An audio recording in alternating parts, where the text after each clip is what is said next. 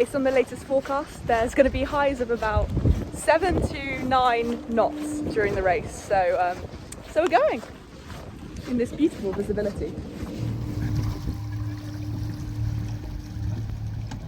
So we cast our lines and set off on the 125 nautical mile journey from Guernsey to Cowes on the Isle of Wight, which is where the race will be starting in a few days' time. 7 knots breeze.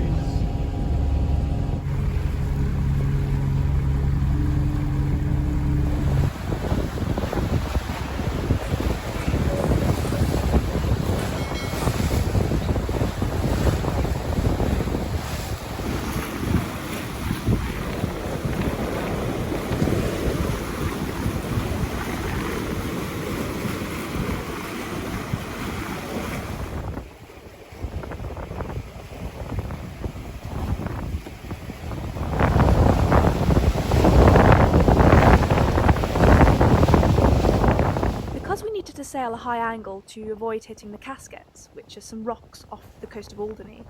We were sailing a high angle and broached a few times, so given the low visibility and the need to be in control while we were approaching these rocks, we decided to drop the spinnaker. But this did not go to plan.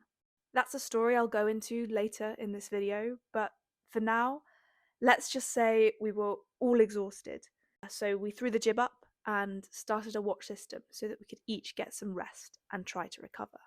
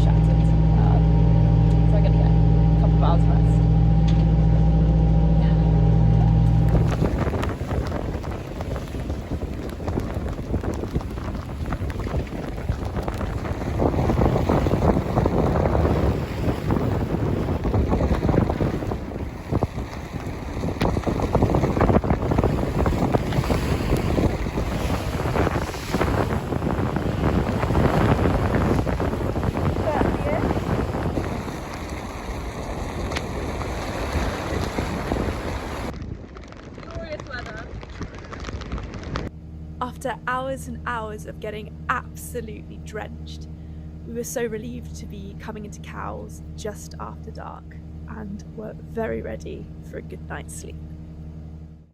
So not only was yesterday very wet and sort of all our fowlies are doing their best to dry in here, not very successfully, we obviously had a bit of trouble with the spinnaker. So there were 3 of us on board. We were trying to drop around the casquettes, and we broached a couple of times, so we decided to drop the spee.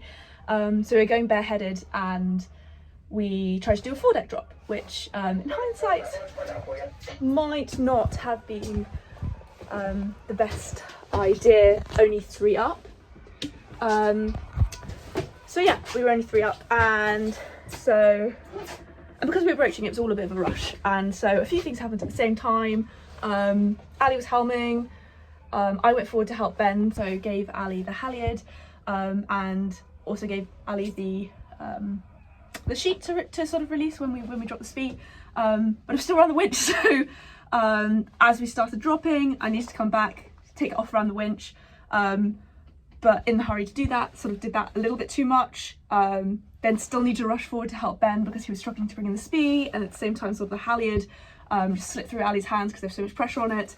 So the speed got away from us and then ended up kind of getting behind the boat and in the water. And so we had a very waterlogged speed to try and haul in, and it felt like forever. We just couldn't get it in the boat, and we couldn't work out why. It was ridiculously heavy and we couldn't recover it. And then we realised that the tack had jammed. There was a bit of a knot in it, and then this was ages. This was already after being pressed against the lifelines, like pulling with all our might to try and get this thing in. But the tack hadn't fully gone. So we were trying to pull in the sail that was still attached at the front of the foredeck. Explains why it was quite difficult. So eventually Ben clocked on that, so we undid all the knots in the tack and the stop knot, let it run through, and managed to recover the spee, but not before we heard this horrible tearing sound of the spee just slicing right up the centre. And so it was in two halves. Managed to get it back on deck, but we didn't really know how useful it would be. We arrived quite late in Cowes, and but you know, next day Ali rang someone up who seemed very, very confident that they could fix it. So fingers crossed. But in the meantime, while Ben and Ali have gone to investigate that, I have a beautiful task. Essentially, the sail locker is absolutely soaked. There's so much water in here. The staysail that was underneath the waterlogged spee when we put everything forward is just absolutely soaking. So we've put all of that on deck to dry, but there's still sort of a load of water in there. There isn't a bilge in here. I don't know, you can't really see just how much there is, but there's a lot of water. So I'm now here with a bucket and trying to just sponge it up so that it's slightly less waterlogged. So here we go.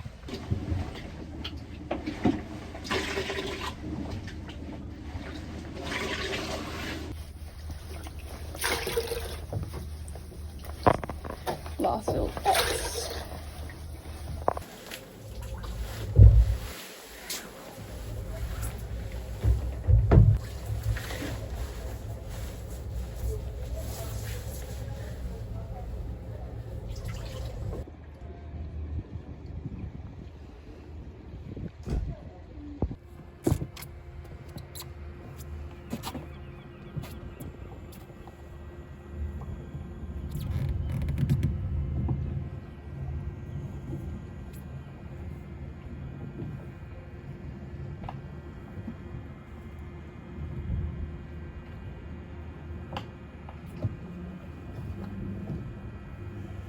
Trying to dry everything out because everything got so wet yesterday. So all our fowlies are on deck.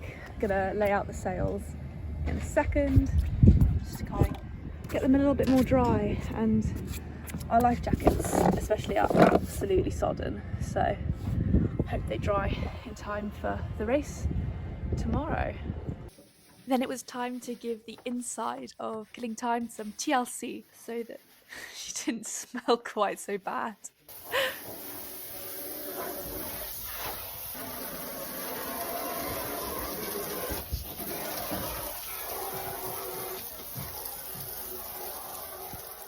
So the spinnaker that shredded yesterday has just been laid out. So I guess I'll show you what it looks like. So firstly, it's huge, a lot bigger than it looks when in a bag, and the tear goes, oh god, so it's completely in two pieces.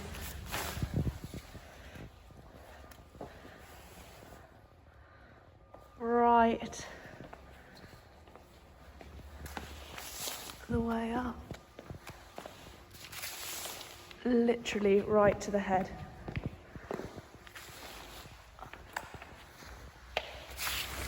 The head is the only thing keeping it in, I suppose, one piece. earlier on. I think Ali counted 10 holes in it, so yeah. Right over there, it's a big hole. I think that's the first one that happened. Kind of saw that happening quite early on. The second tear was a bit more gradual, and this was the major big one that you can see go right from there all the way up to the head. It started slow, and then the more and more tension that got put on as we tried to bring it in, the more and more it ripped, and once it started it just didn't really stop. So, sad day for this spinnaker, but the good news is there's someone who thinks they can fix it. So we'll see, fingers crossed. All of the tape has sort of completely come off as well, and yeah, I can remember trying to fish this out. It was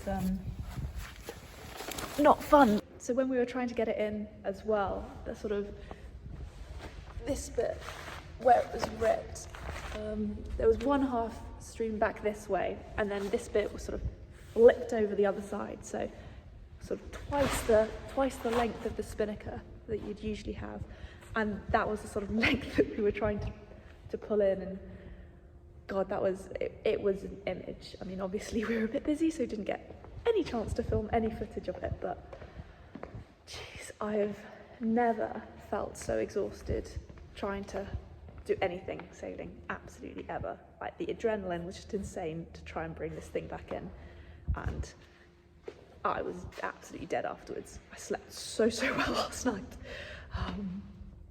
Yeah, it was a feat. But yeah, let's hope she gets fixed soon.